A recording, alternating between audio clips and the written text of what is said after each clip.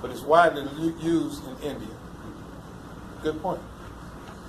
And if you notice, one of the symbols goes that way at the top, and the other one goes that way at the top. Why? Because it's flipped. One of them flipped the other way. Who said something? Who that say who that when I say who that? Male and female. Take it. I don't need it. I don't need it. I don't need it. The prophet also used these symbols on your what papers? Your divine minister papers. Open up your program. Look at this time, the convention in 1933 started on a Friday. And the lineup is listed. Look at the quality of paper, too. Yes. See, when you're in the archives, you're looking at all these old records, you got to look at everything. And you see the former opener convention, E.Mealy, the roll call of delegates, we do everything the same way. And you see the first address is given to who? First address. Do you hear? Roll call of delegates, song, and the first address is by who? Brother William Morris Ill. Who was William Morris Ill, Carter Bay? He was the Grand Chief, Supreme Grand Chief. He became the Supreme Grand Chief. What was his office before? He was the assistant. To who? Billy. Yes, he was. And who gave him that office? Prophet over the other. Yes. Great Brubo. You knew that, Ed, right? Yes.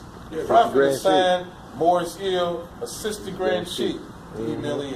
And replaced Small Bay. All right, now let's stay on Morris Hill for a while.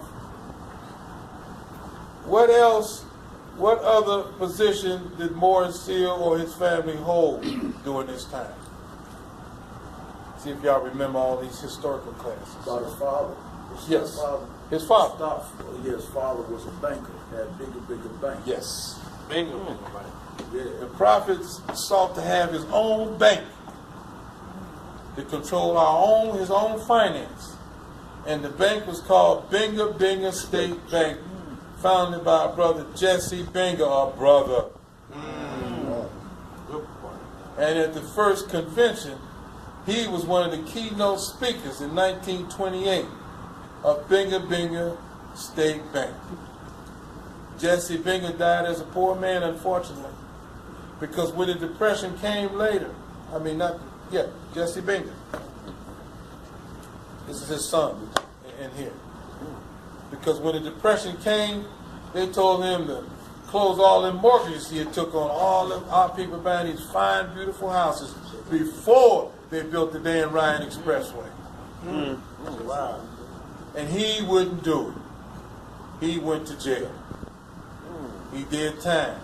He came out of jail, and guess what job he had until he passed?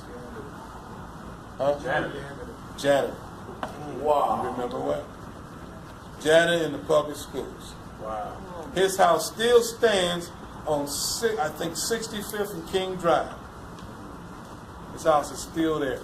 I think it's been deemed as a historical site. That's William Morris.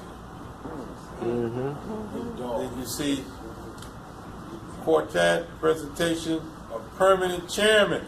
Permanent. Like we had, this is really something. Check out his permanent chairman and where he's from in 1933. Newark, New Jersey. Gabrielle, from where you from at this convention, Newark, New Jersey. Coincidental, I don't know. It wasn't the incarnation. Go ahead. Now, there's a whole big story on Gabrielle that is mind-boggling. You have to read. Gabrielle was a very intelligent brother in Temple Number 10. Well, we have Temple Number 10 now in New Jersey. But that's a whole different story. If you read further down the program, it talks about the grand entertainment and dance. And you will see why we have it. It will be given on Saturday night for the benefit of those attending the convention. The public is invited like we do now. Good music and refreshments like we do right now. Because you have so many people traveling and they want to make sure you have a good meal. Now this is 1933. The first convention, sir? I was going to say, look who gave the address. From Baltimore. Yeah. So, but the first convention you had in 1928, you had grand entertainment, and everybody was fed daily by the Moorish luncheon. But where was that at? 3140 in the basement.